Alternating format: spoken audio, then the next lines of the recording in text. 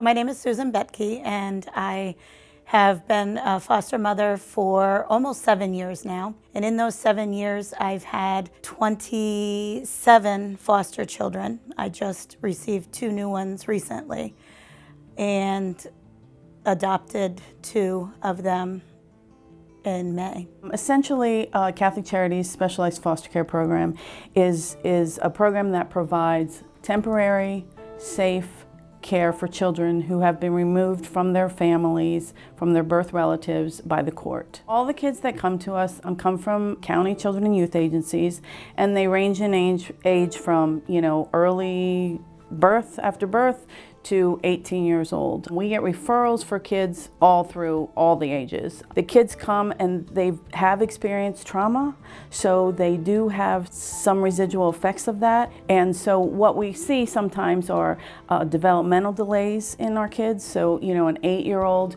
probably isn't really acting like an 8-year-old in most cases, responsibility-wise. They're even sometimes physically. So they are younger than that. And so we have to kind of train ourselves and our families to sort of treat them at their developmental age versus their actual chronological age. I have had kids in my home from as little as 1 day. Some of them come just for respite, so it's a weekend or a long weekend. Other children have come for 4 months, 11 months, 15 months. It really varies. The reason the number is so high is because it's always been in my heart to have sibling groups. So most of the time when I say yes, it's to a sibling group. So I've had as many as 4 siblings and as few as 2. Almost all our kids come with a sibling. So we do need families that are willing or able to take a child who has a brother or a sister that's coming along with them.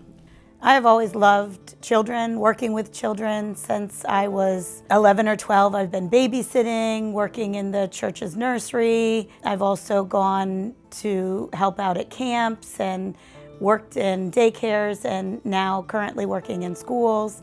And I've always just worked with children. And it's been on my heart to be a parent, but as a single woman, the best way to do that is adoption. And it's been on my heart to reach kids who need homes. I've worked in the city of Harrisburg for many years and have also done missions work in the Dominican Republic. And I see the need of older children needing families, needing homes, needing love, and needing people to accept them where they're at.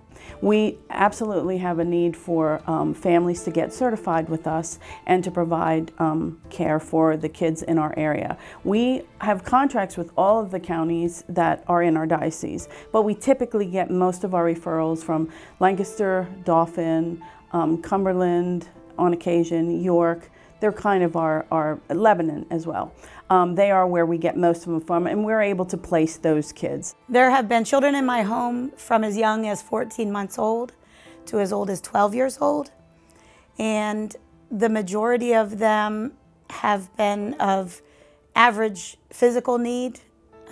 Some of them have had some pretty severe trauma and struggle socially, but with work and effort and time, those things change. I feel like my primary role is to make sure that the kids feel safe and loved in the time that they're with me, and that I help them to become the best person that they can possibly be, and to provide those supports, whether that be with counseling, with different forms of therapy. Currently, my 2 children are in horse therapy, and I've seen great gains in them after this therapy, involving them in sports and activities and just taking them to friends' houses and giving them opportunities to play with other people and see healthy relationships. We need families that are able to take a sibling group.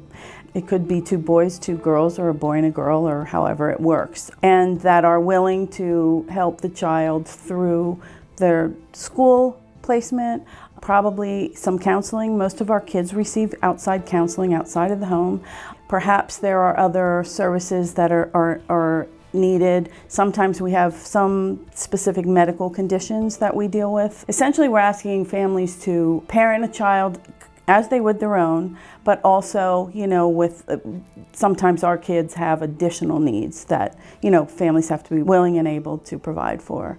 We provide a lot of training, pre-service training for our families, so we are able to help them understand that sometimes a child whose brain has experienced a trauma will react differently than perhaps their birth child or other kids who have not experienced a trauma. So therefore, a lot of times the response from the family needs to be a little different than it would be if it was your own child, behaving in a way or responding in a way. It's difficult, but in the end, I know that during the time that they were with me, they could experience love, they could experience safety, and I was able to provide that for them. And so even though it's difficult, I know that it's going to help them in their future to have better relationships, healthier relationships, and have had experiences in life that maybe they would never have had. I only have worked ever with Catholic Charities as my agency for foster care and adoption. And I began with them mostly because I had information to start with and had a connection, and it was a smaller office. They were able to give the attention that I needed. Anytime that I had a question or a concern, I would have an immediate phone call or a response in an email or somebody coming to my house. So it was easy to have contact with the caseworkers there at the office. We have a 24-hour on-call service, so if there's any kind of situation in the foster home, they can call and speak to a worker or speak to myself. But I think a lot of times the best thing we can do is prepare them for the incidences that can occur, and we do that. We talk a lot about very specific situations that have happened, not just hypothetical, but things we've seen occur in a foster home, so we can explain to families that this type of thing. So hopefully, and at least I've been told that they're not always shocked about some behaviors or some instances or some way things happen with reunification because we've already discussed those things with them. So I think preparation is really what we need to do. And we try to go through a lot of behavioral scenarios and things that could occur and talk through ways to work out parenting that situation prior to the child being placed. But we are available to them on the phone.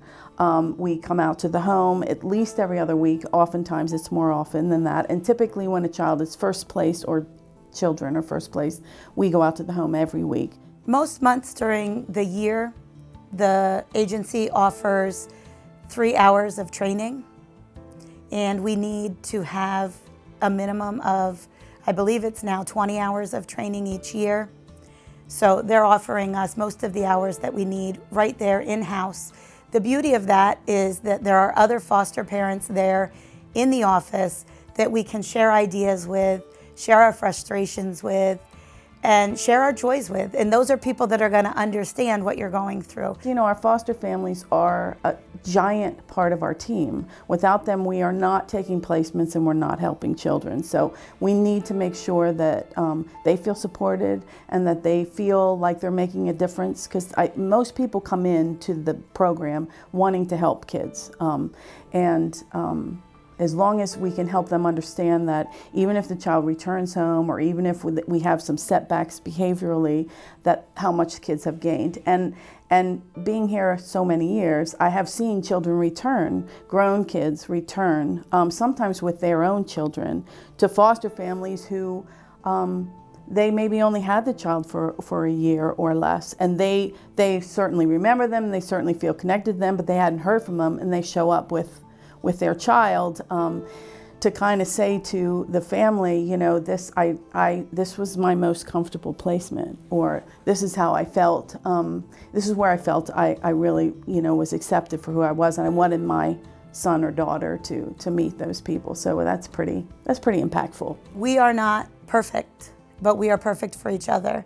We indeed do not need to be perfect to be foster parents.